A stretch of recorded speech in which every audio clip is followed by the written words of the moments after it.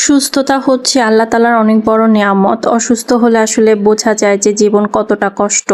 এই তো কিছুদিন আগের কথা, আমার শ্বশুর অনেক বেশি অসুস্থ হয়ে যায়। হঠাৎ করেই হার্ট অ্যাটাক করে। তাকে সিসিইউতে ভর্তি করা হয়। এই তো কল্যাণপুর ইবনে সিনা হসপিটালে ভর্তি ছিল প্রায় ৩-৪ দিন। তো এখানে হচ্ছে আমার হাসব্যান্ড সারাদিন দৌড়াদৌড়ি করে, ঠিকমতো খাওয়া-দাওয়া করে না। এটা খুবই স্বাভাবিক। আর সিসিইউর ভিতরে তো কাউকে যেতেও দেয় না, বাহিরেই থাকতে হয়। তো আমার হাসব্যান্ডই সারাদিন হসপিটালে থাকতো। আর রাত্রে তো থাকার তেমন কোনো জায়গাও ছিল না, যার কারণে রাতে আমি থাকতেও পারতাম না। তো আমি আর আমার আম্মু হচ্ছে গিয়ে ওকে সময় দিতাম।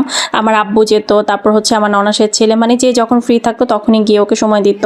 তো যাই হোক, আব্বাকে হচ্ছে ঠিকঠাক মতো ৩-৪ দিন পরে যখন হসপিটাল থেকে ছেড়ে দিচ্ছে আর ডাক্তার হচ্ছে অনেক খাবার দাবার আর কি বাছবিচার দিচ্ছে, শুধু মাছ খেতে বলছে, তাও সব ধরনের মাছ খেতে পারবে না। আবার আব্বার শরীরে হচ্ছে রক্ত কম। তো এই তো আব্বা যে মাছ খায় সেগুলো আমার হাজবেন্ড কিনে নিচ্ছে। এটা হচ্ছে প্রিন্স বাজার, মিরপুর ১ নাম্বার। ওখান থেকে একটা সিলভার কাপ মাছ নিয়েছে। তারপরে এই তো টাকি মাছ নিয়ে আসছি আমরা যেহেতু সাভারে থাকি, তো আব্বাকে হচ্ছে আমার ননাসের বাসায় মিরপুরে রাখছি। যেহেতু সাভার থেকে আসলে হঠাৎ করে যদি আবার আব্বা অসুস্থ হয়ে যায়, ডাক্তারের কাছে নিয়ে যাওয়াটা একটু কষ্টকর। তো সেই জন্য ননাসের বাসায় আছে। তো আমরা হচ্ছে সাভার থেকে টাকি মাছ, তারপর সরিষার তেল, দেন হচ্ছে আরও কিছু মাছ কিনে নিয়ে গেছিলাম।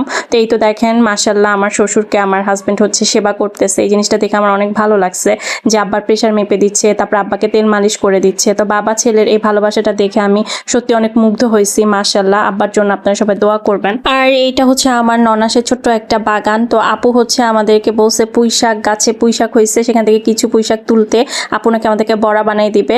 তো এই তো আপু হচ্ছে আমাদেরকে পুঁইশাক দিয়ে খুব মজা করে বড়া বানাই দিচ্ছে। পরে আপুকে দেখলাম দুপুরে রান্না করতেছে, তো আমি বললাম যে আপুকে আমি হেল্প করে দিই। তো রান্নাটা আমি করতেছিলাম।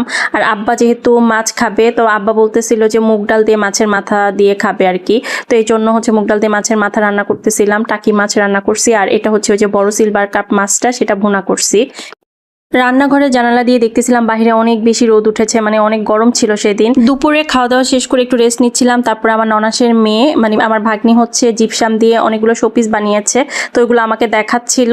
তো আমি আবার ওর কাছ থেকে কয়েকটা শোপিস হচ্ছে নিয়ে আসছি, মানে কিনে নিয়ে আসছি আর কি। ও যেহেতু বিজনেস স্টার্ট করছে, তো আমি বললাম যে ঠিক আছে, আমি তোমার কাছ থেকে তাহলে কিছু কিনি। তারপরে এই তো আর তেমন কোনো ভিডিও করা হয়নি। রাতের বেলা আমরা হচ্ছে আবার সাভার চলে যাব আর কি, মিরপুর থেকে, কারণ আমার হাজব্যান্ডের অফিস ছিল পরের দিন। তো মিরপুর 1 নম্বরের এই রাস্তাটা কে কে চিনেন? এটা তো সনি স্কোয়ারের পিছনে যে রোডটা, সেটা এই রাস্তাটা তো খুবই জনপ্রিয়, কারণ এখানে অনেক রেস্টুরেন্ট আছে। তো আজকে ভিডিওটা আমি এখানেই শেষ করছি। সবাই অনেক বেশি ভালো থাকবেন, সুস্থ থাকবেন। আল্লাহ হাফেজ, আসসালামু আলাইকুম।